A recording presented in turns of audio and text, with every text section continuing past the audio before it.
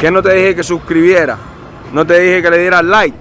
Te voy a encontrar, maldita sea. Dale subscription right now, my friend. Thank you very much. Hey yo, what's good, y'all? It's your boy Justin, whatever y'all know me as here. You already know what we're doing. It's the reason you, yes you, clicked or tapped on this video, right? Her, Saul Canelo Alvarez versus Terrence Bud Crawford. I will be talking about the whole card, but we're gonna start off with the main event because it is the reason you clicked or tapped on this video. So let's get it. Alright, let's talk about this. Saul Canelo Alvarez versus Terrence Bud Crawford. Who wins and why, as well as my personal thoughts and opinions. Alright, so let's start out with the opinions and then we'll get into who I think wins and why. Now, factors coming into this fight. Canelo has the advantage in terms of the size, apparently. I mean, from what we've been seeing, Bud walks around at about 180, 185 normally. So does that mean he's a weight bully? I don't know. I don't know to say if he's a weight bully or not. I don't know how he used to walk around. You know what I'm saying? I don't know what his walk around weight used to be. But, you know what I'm saying? Like, if it was already that, then would he be a weight bully? Yes. Now, we saw Terrence fight Mazurmov like about a year and a half ago. The one thing that I personally don't like about Terrence is that he takes forever to fight. This dude fights once a year, once every year and a half. You know what I'm saying? Like, he takes forever to fight. And Canelo does too, but at least he fights twice a year. You know what I'm saying? And he has a quick turnaround because he fights for only May and September because that's, you know, Mexican independence type-ish. Yeah, his last fight, Terrence against Mazurmov, was at, I believe, 154. He usually fights at 147. Not that much of a difference. Usually it's a little more, but it was his first time moving up, you know what I'm saying? First time in a while moving up at least.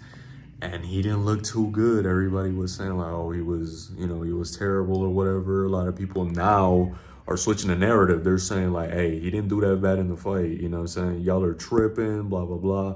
I personally didn't watch the fight right when it happened, but from what I've seen, he didn't look bad, but he didn't look as good as he used to look. And realistically, he should have beat Mazurmov a little bit in a more convincing fashion, if that makes sense. But Mazurmov ain't too bad. I mean, that style, you know what I mean? He has that triple G sort of, you know, Soviet-ish style.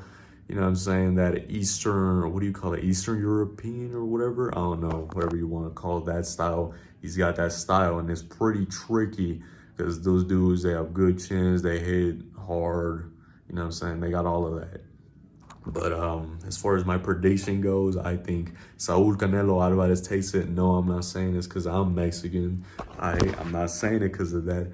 I'm saying that I think he wins it because, one, the weight. I do think that he will be doing a lot better than most people think. A lot of people think he's just going to come into this fight and just get absolutely mollywopped. I don't believe that that is the case, honestly.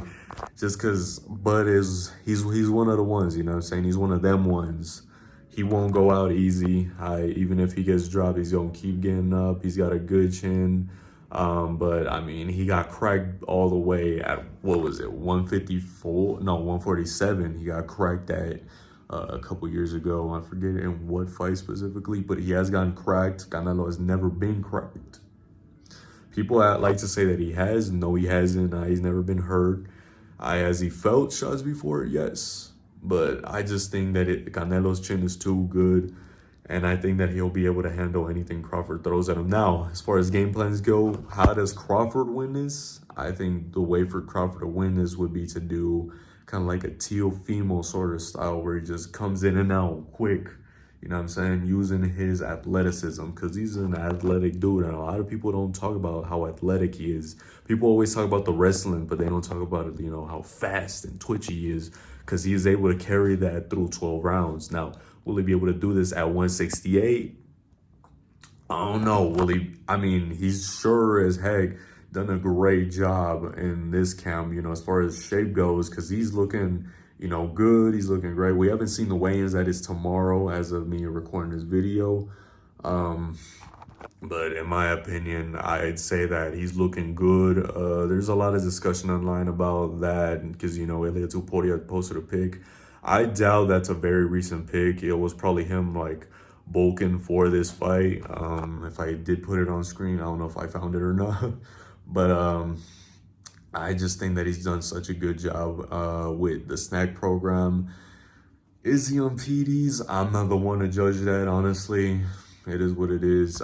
They should, in my opinion, everybody in boxing should be using USADA because it's the most strict one. But hey, it is what it is. They're not under a company like that, you know what I'm saying? So it's just not really a thing that's viable. Now, as far as how the fight goes, how does this fight go?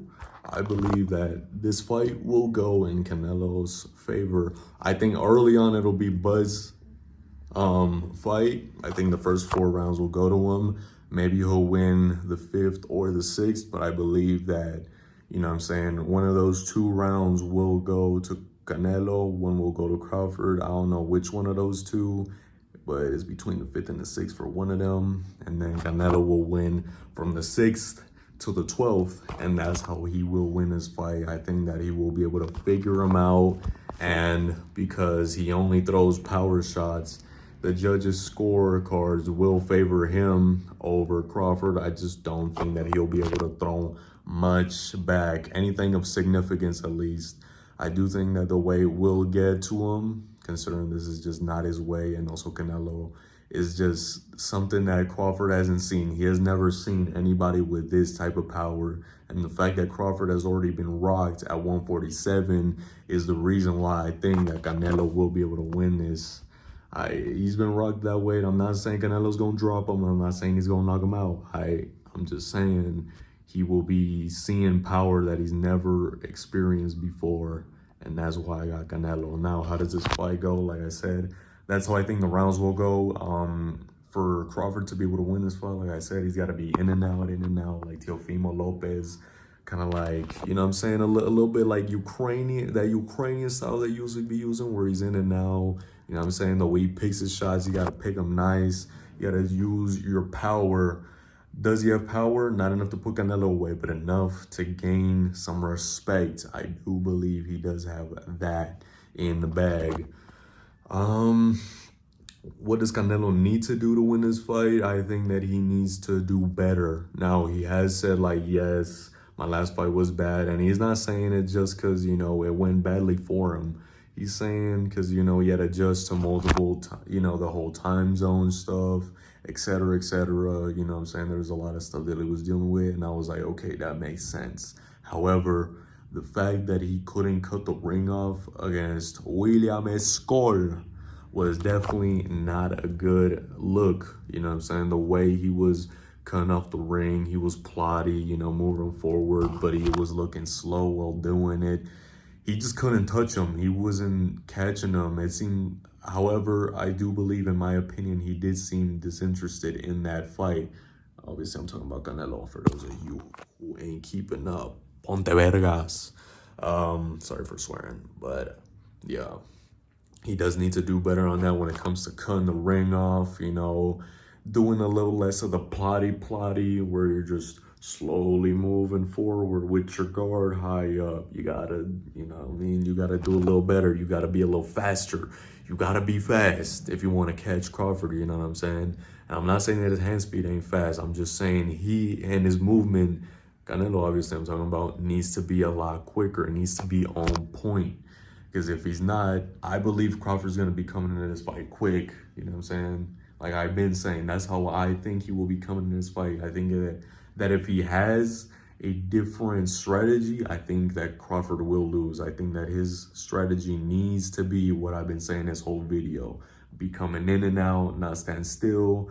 You know what I'm saying? All of that. Just try to win the fight on points while obviously, you know, choosing, you know, picking your shots well in general. Just some power shots, some not. That's how I think that this fight goes. Let's go on to the undercard. Alrighty then, let's get it. Undercard, I will be doing this quickly. I don't really do too much explanations. The only one I will be doing it for is the Mbili fight, but let's get right into it. So we got Marco Verde, obviously. We got Sultan. I don't know how to say the last name. I'm sorry. I'm not even going to try because I don't want to butcher it or nothing. I could say it right if somebody told me, if I actually read it, but I don't want to like say it wrong in case if I am wrong, you know what I'm saying? Then we got Javier Martinez, obviously. Then we got, I want to go with my boy Raiko, but I can't go for Raiko. So I'm going to go with Steven Nelson. Obviously, that is the lock of the card. If you want to win money, bet the house on motherfucking Steven Nelson. On my life. No, I'm just joking. On my life. I'm not going to bet nothing on my life.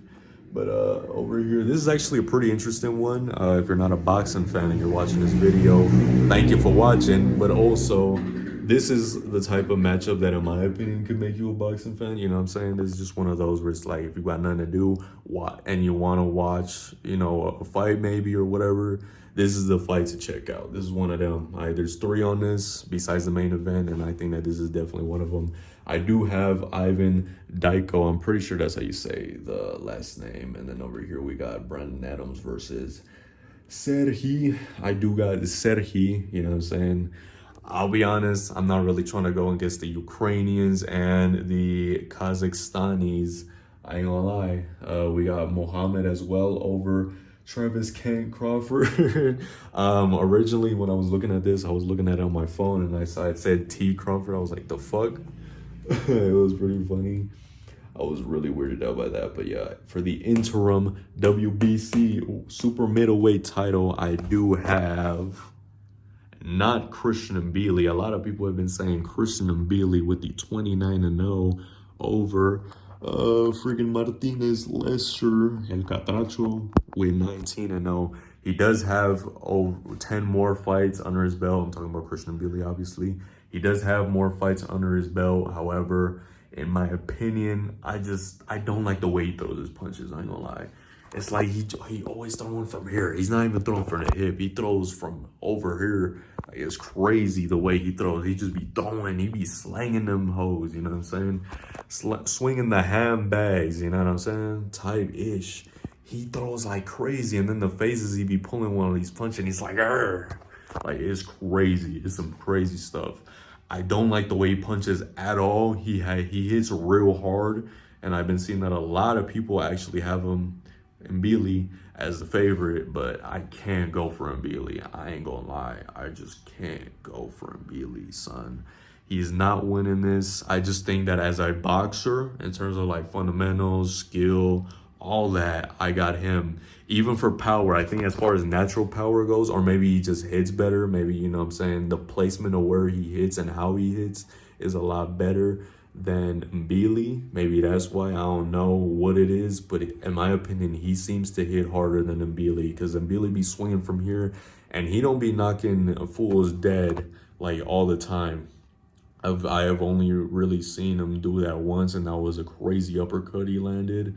But other than that, I just don't think he's as impressive as people make him out to be. So we'll be going for the Catracho over the French Canadian to win the interim super middleweight WBC title. And for the co-main event of the evening, Fernando Vargas Jr., son of Fernando Vargas, obviously, against Callum Walsh, who I have heard of, but obviously I gotta go for my boy, the Mexican American, one of the 3 brothers. I gotta go with Fernando Vargas, 17-0 against 14-0. This is another good fight, as well as the Christian Mbili and the one before this. Well, actually, nah, I just realized that was a Muhammad fight. But the Ukrainian one, those are all pretty good fights, I'll be honest. I will be watching from that point on. Before that, I will personally not be watching this, because ain't nobody got time for that, I ain't gonna lie. But yeah, let me know what y'all think in the comments down below. Remember, like, comment, share, subscribe. Your boy's trying to get out the hood. Remember, it helps out the channel a lot to do that. Also, share this video with your friends, share this video with your family, and I'll catch you on the next video. Bye-bye. See y'all later. Peace.